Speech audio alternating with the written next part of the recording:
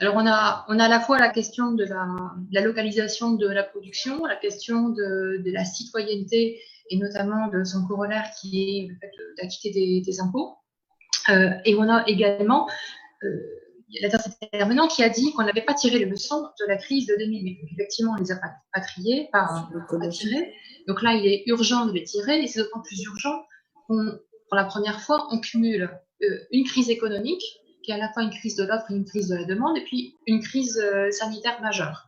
Donc, si on ne rebat pas les cartes et si on ne réfléchit pas très profondément à la manière dont nous fonctionnons, à la fois sur le plan économique, sur le plan social et sur le plan démocratique, on ne va pas s'en sortir parce qu'on sait très bien que notre pauvre pangolin, qui est très emblématique d'ailleurs de tout cela, demain ce sera autre chose. Enfin, c'est la première crise de cette ampleur-là, mais si l'on ne fait rien, la prochaine, elle va être encore plus difficile socialement et sur le plan économique. Donc il faut absolument remettre des conditions aux aides, aux subventions, et pas seulement au niveau de l'État. Là, on a parlé de l'État, on a parlé de l'Union européenne, mais au niveau des collectivités aussi. Il va peut-être falloir desserrer un petit peu la contrainte sur les services publics locaux, redéfinir ce que c'est qu'un service public, ce sont nos biens nécessaires, revenir à 1789 et puis l'impôt, l'utilité sociale et les services publics, et redonner de la marge aux acteurs, aux élus locaux sur le terrain pour réinvestir la question, par exemple, de l'hôpital et de l'offre de soins. Alors, sur l'interdiction des licenciements, il y a deux choses. Il y a les grands plans de licenciement et le soutien qu'aura apporté l'État qu'il faudra mettre en regard, parce qu'on ne peut pas d'un côté aider et de l'autre justement soutenir l'emploi, et puis de l'autre côté accepter les coupes sombres. Et puis, on en a un peu parlé tout à l'heure, il y a toute la vitalité du tissu économique de proximité avec les TPE, où là, il n'y a pas d'interdiction de licenciement qui tienne, parce que les entreprises, on sait qu'il y en a un grand nombre qui vont tomber parce qu'elles n'allaient pas très bien. Et l'enjeu, c'est de faire en sorte que celles qui allaient bien, dont les fondamentaux étaient bons, qui auront des problèmes de trésorerie, qui auront des problèmes d'ajustement, ne tombent pas, parce que l'essentiel de l'emploi en proximité, ça va être celui-ci. C'est pour ça que le sujet du licenciement, il faut le voir de différentes manières. Puisque j'ai la parole, je vais revenir sur 3 points qui ont été abordés assez largement. Le premier, ce sont les inégalités. Alors effectivement, les inégalités ne résultent pas de cette crise sanitaire, mais la crise les a mis en lumière de manière extraordinaire. Alors on a à la fois les inégalités sociales avec tous ceux qui sont plus couverts par rien, on l'a vu, la zone grise, les indépendants, les jeunes qui viennent d'avoir 18 ans, qui sortent de l'aide sociale à l'enfance, qui se retrouvent sans rien. Donc on a un certain nombre de nos concitoyens qui vont sortir fragilisés de cette crise, et beaucoup plus fragilisés parce que la solidarité qui est extraordinaire pendant cette période, on ne l'a pas encore souligné, mais c'est extraordinaire, et bien, il y a certaines familles qui ne peuvent plus être solidaires parce qu'il y en a qui étaient proches de la précarité et qui sont tombés dans la précarité. Et c'est bien pour ça qu'il faut soutenir le tissu économique aussi, dont les TPE, j'insiste là-dessus, pour faire en sorte qu'on ait le moins possible des habitants qui tombent les uns après les autres dans cette précarité. Ce qui repose toute la question du lien territorial, du lien social, parce que tous les territoires ne sont pas égaux. Moi, j'habite dans une ville où il y a un grand quartier politique de la ville.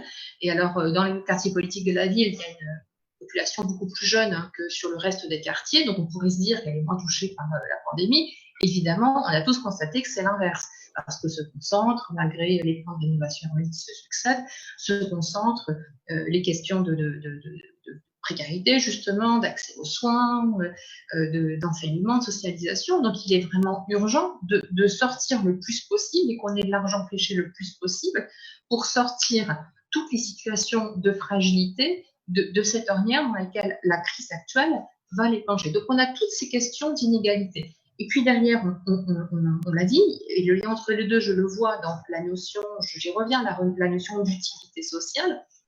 Qu'est-ce que c'est aujourd'hui que les moyens de production? Comment est-ce qu'on relocalise les industries dont on aura cerné qu'elles correspondent à des biens de nécessité, à des biens stratégiques? Qu'est-ce que c'est qu'un bien stratégique aujourd'hui? Qu'est-ce que c'est qu'un service public? Un service public stratégique, c'est bien un service stratégique de demain. Comment est-ce qu'on les définit? Quels moyens on y alloue?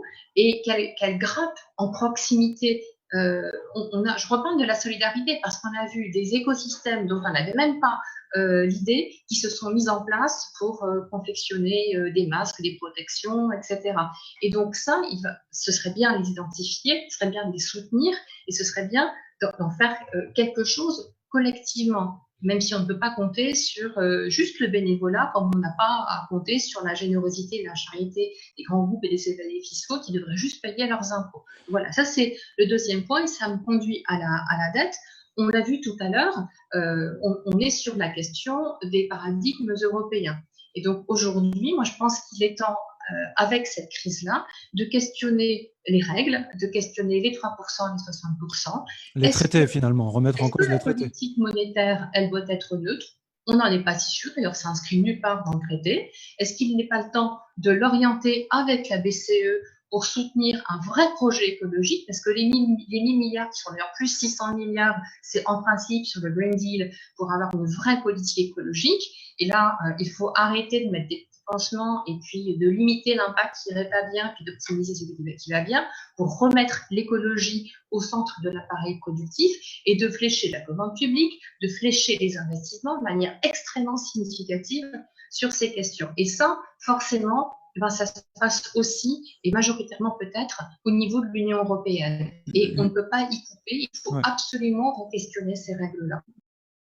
Le fait que le déconfinement nous amène à reconsidérer notre rapport à la société, à la solidarité, et que c'est un des fondamentaux sur lesquels il faut qu'on capitalise pour les années à venir. Et ça nous donne de la force, effectivement, dans les rapports de force qui vont s'enclencher pour que soit renégocié un certain nombre de choses, pour revenir à la raison aussi sur ce que c'est que, je reviens sur le sujet, sur l'utilité sociale, quelle rémunération on y attribue, quelle redistribution des richesses on fonde dessus, et sur l'autre plan, quel service public, quelle société on veut demain, quelles règles de financement on y adosse, sur quel service, quelle priorité, et je mets l'écologie en premier lieu dedans, on flèche les investissements, l'avenir de nos enfants, et avec quelle modalité de financement. Et sur cela, j'invite à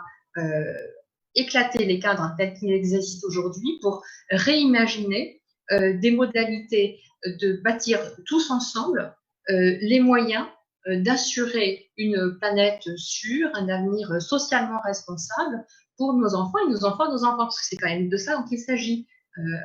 Voilà, y aller avec enthousiasme et profiter de tout ce que nous dit cette crise, tout ce qu'elle nous apporte, pour réfléchir de manière extrêmement profonde, parce qu'on a été collectivement feignants sur la crise de 2008, pour réfléchir aux conditions d'une soutenabilité globale.